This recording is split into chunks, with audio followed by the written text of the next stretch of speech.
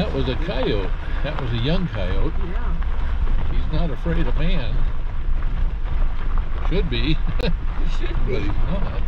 That was kind of neat. That's a little shot of the wildlife up here going to Castle Dome Ghost Town. At Castle Dome, the town Castle Dome, it's a ghost town, and we're about to start a tour to one of the mines, and so we're just about ready to start that. So anyway, we'll get back.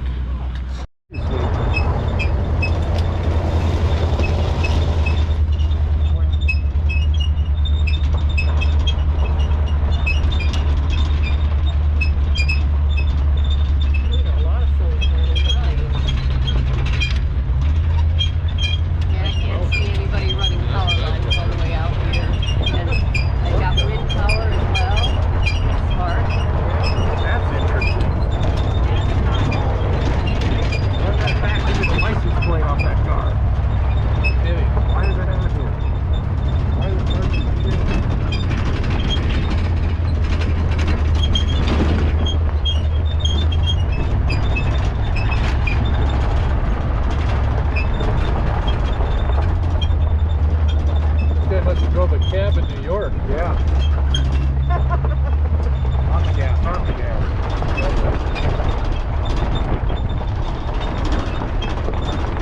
Maybe he's out of gas. He might be out of gas. That's a tour going, guys.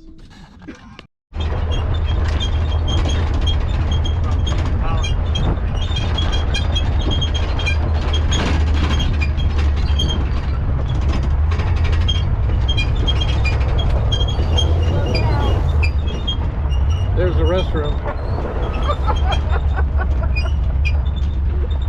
There's a little southern exposure there, don't you?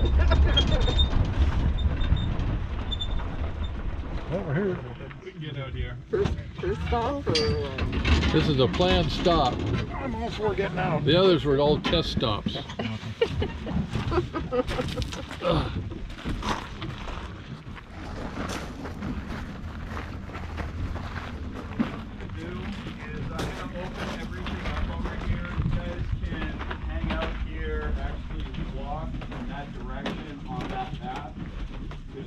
Buildings going that way. I'm going to run to the cave and get a different vehicle because that's not working right. So feel free to walk around here and enjoy everything. I'll be We back thought in they like were 15 scheduled minutes. stops. Nothing wrong with that. Thank you. Put door back? Not working right, you know? Oh, I'll check out all the buildings. Try to get more of my money for it. Yeah. Yeah.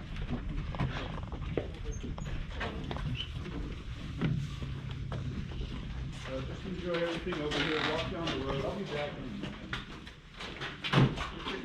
15, in a minute or 15 minutes. Yeah, I don't know that.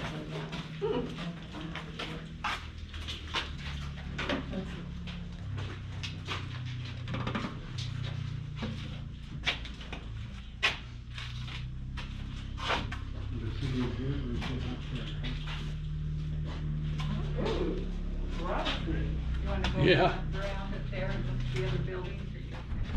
That's dendrites. Dendritic? Yeah, that kind of looks like leaves and stuff. Yeah. That's magnesium. Cool. Okay, now the magnesium here is the activator for the fluorescent mineral. Okay, so magnesium, because you can have two pieces of calcite, one will fluoresce and one won't. And but the whole wall is activated. The reason it won't fluoresce is because it doesn't have an activator.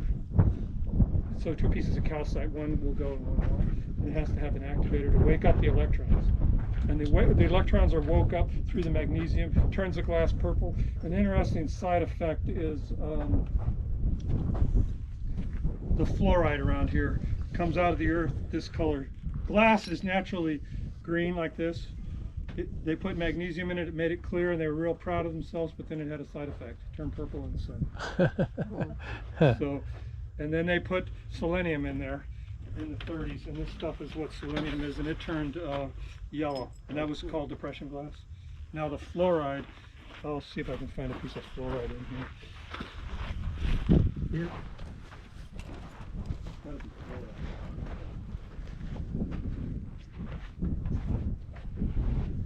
It's everywhere here in Texas. You can kind of see that it's got magnesium in it too. Now see, it's losing its green. It comes out of the earth a beautiful green, and then it gets, that's what's been sitting in the sun. It's getting purple, just like bottles. Wow. And it gets just as dark as the glass. The more magnesium, the darker the fluoride gets. So it goes from green to purple? Yeah, in the earth it's a beautiful green. Really spectacular. Real Then- emerald Then you color, come out, it yeah. bleaches white. That's what it's like up at Tyro Mine. That Yeah. one I was telling you about. Yeah, but it might not bleach out, huh? I don't know. It was all in the mine. Oh, was there cubic or just? Yeah. Yeah.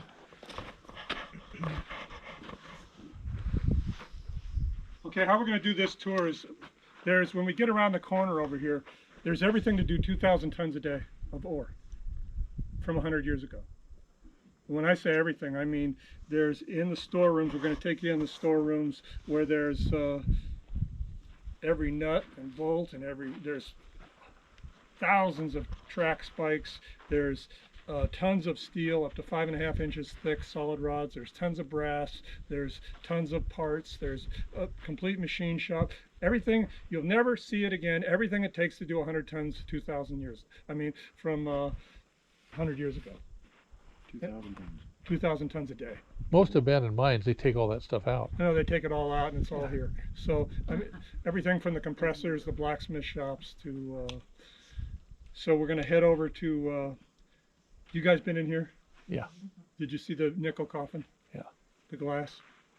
That was a big money maker. The nickel coffin.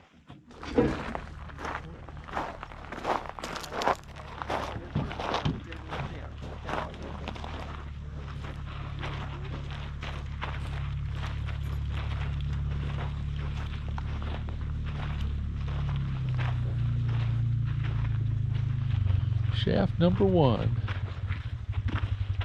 Nice looking shaft. Huh? Yep. So this job is how you got the shaft, huh? What do you mean? Oh, takes a minute now. With the price of silver and gold, are they talking about reopening? Or? Okay, what happened here is this is the longest worked mine in Arizona. Okay, originally in the 1860s, the ore went from here to the Colorado River, went down the Colorado River, went out to Port Isabella, and it went up to Shelby, San Francisco, which is by Crockett, California. Now, Shelby Smelter exclusively ran ore from Castle Dome for 40 years. The gold rush was over, Shelby Smelter was about to die, and Castle Dome came to the rescue, and they shipped ore for 40 years. They got $100 a ton, paid in advance. Wow. Every ton was $100 because it ran 40 ounces per ton silver from here 7 miles south. It all assayed out the same. So it was very good, rich ore. It ran 0.01 gold, it had fluoride, it had some copper, and they got everything out of it. And they would crush it here. They didn't do a lot of reduction of ores here because of the water issues, but they did hit some water here eventually. This shaft goes 750 vertical feet. And you're going to go down on this incline, it's about 20% grade. 12 to 20% grade, and then you're going to hit the first level is the 100-foot level, and then we're going to go from this was last work in 1991, but we're going to go into the 1880 workings, and the guys who put this shaft in were scammers, and so they left a nice silver vein for us to see. And that's, I don't think you're going to see that in too many mines. No. Huge vein. You know, there's chunks that big hanging out of the wall. And the owners told the mine owners, don't touch that. It's a tax liability. We don't want to pay taxes. We don't want to show a profit. So they were milking the investors. Bank of England lost $3 million in this hole. And a lot of investors lost their life savings in this hole. It was a huge scam. Wow. But the ore is here. There's estimated 7 billion cubic tons of ore bodies here. There's rare earths here. This was going to be open pit in 1970. They didn't do it because they couldn't get the haul roads issue resolved going through the refuge and the military land. So it sat. These guys put this hole in here, but their object wasn't to get ore. There's plenty of ore to get. They accidentally hit some. They didn't like that really. But it was, so they put a beautiful tunnel in here. They tunneled in here. They went a half mile into the earth, and they gave us access to the 1880 workings, which is where the fluorescent wall is. And so half of you will go see the infrastructure that's over here, and half of you go down, and then when they come out, we'll trade. The first reversible ratchets almost ever made, huh? There's a lot of stuff in here. Yeah, that's amazing. Now look behind it. Everything in the cabinets. When I say everything, Oh, wow. like you got all the electrical stuff, you got all the taps. Wow. Made in China, no, it doesn't say that. Crosby, that's old. Oh yeah, it's everything. I mean, I talked to the electrician. Have you ever seen that? Nope. One-way switch, and brand new in the boxes. The pump, rotors. This is just the beginning. Everywhere you look is stuff that takes 2,000. You got all the cutter heads, brand new in the box for pipe. Never been used. A little rusty. Yeah, but around here things don't rust too much because Not of much. the dryness. Oh yeah. Never been used. Cable tighteners, keyway machines, Now, this was a belt-driven.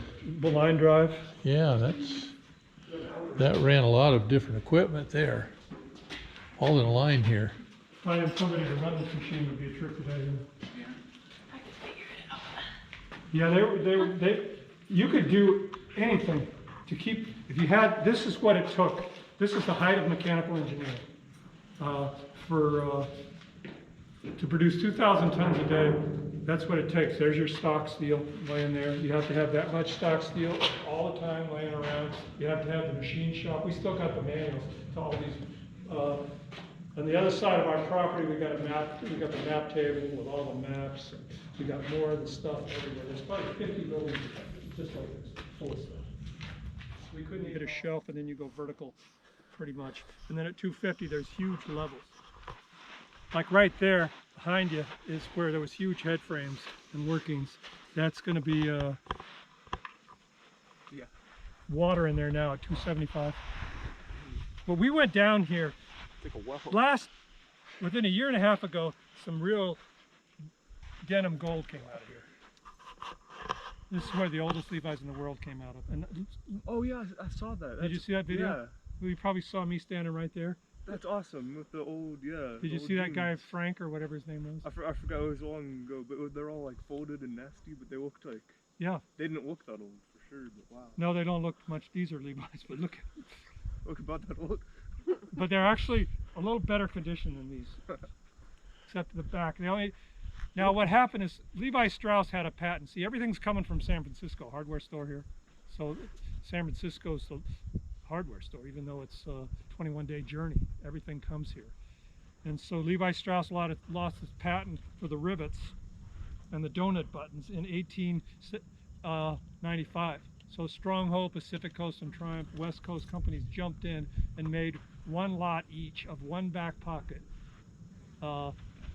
with donut buttons, and they looked like Levi's. In fact, they were such a good copy. When we first pulled them out of here, nobody had ever seen them, including me. Nobody had ever seen a one back pocket Stronghold. I was sure they were Levi's. I pulled them out of here, and there was film crews, and we're filming. I said, oh yeah, these are all Levi's. And then 2 days later, I had to eat crow, but that's actually better, because they happen to be the only pair of Stronghold and Pacific Coast with one back pocket ever found anywhere. And the Stronghold company still exists. They sell jeans for $250, and they have a replica, and they didn't even know that pair existed. They didn't even know that style. They didn't even know they had that style, because they made like one run of them. And were they canvas? It looked like, No, they were just denim. It looked like brown. Well, they did make canvas pants, but nobody's really ever found those from the 49er days in California. And then Levi Strauss started making denim in about 1875. Did that pair ever get auctioned? Oh, we still have them. Yeah.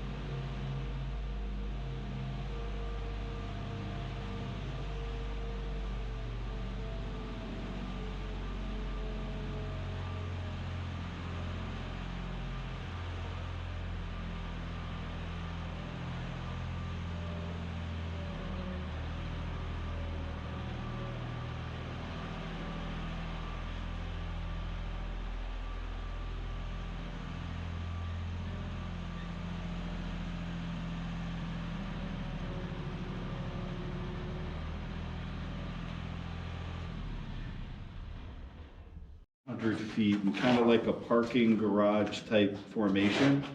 So I'm not supposed to show you this, but here.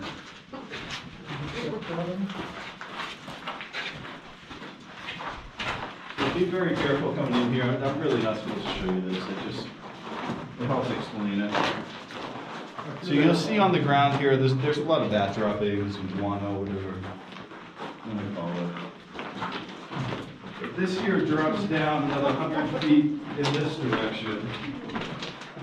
And then it goes down another 100 feet right next to it. Every now and again, we can see a bat up here. You go to the bottom of this, you see a lot of bats. Everybody okay? I know the footing isn't great, so just be very careful. Sometimes there's a bat up here. Not today though. Come down here earlier. So this, we can access 300 feet of it. This used to go down 700 feet. We just run into water at 300 feet, so the water rose so much. So surprisingly, there's a lot of water around here the bats are living off of. But if you want a nice creepy picture of a cave, this is your opportunity. So what is that? Silver Galena. If you broke off this wall here, it'd be a nice wall of it. I really like this portion of the cave though, because it really shows you what's going on down here.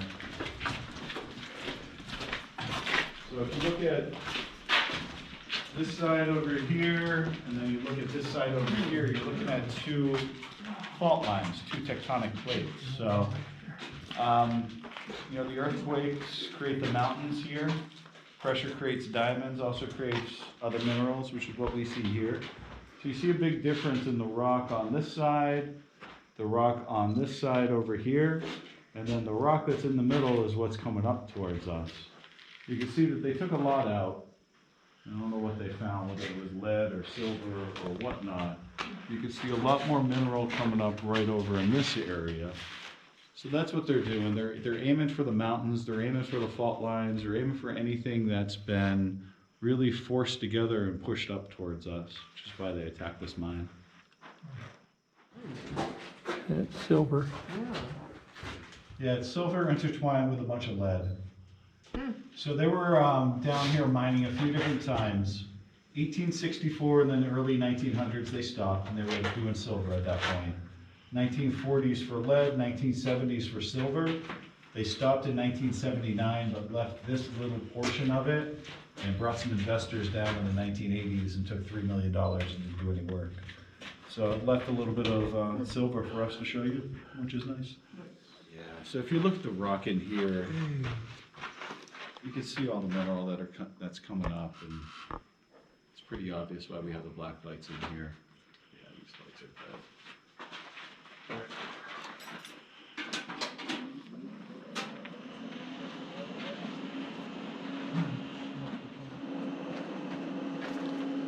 Do you know how many people a year probably come here? Just No. don't really keep a count. Yeah, Imagine, 500 to 1,000, I'd say. yeah.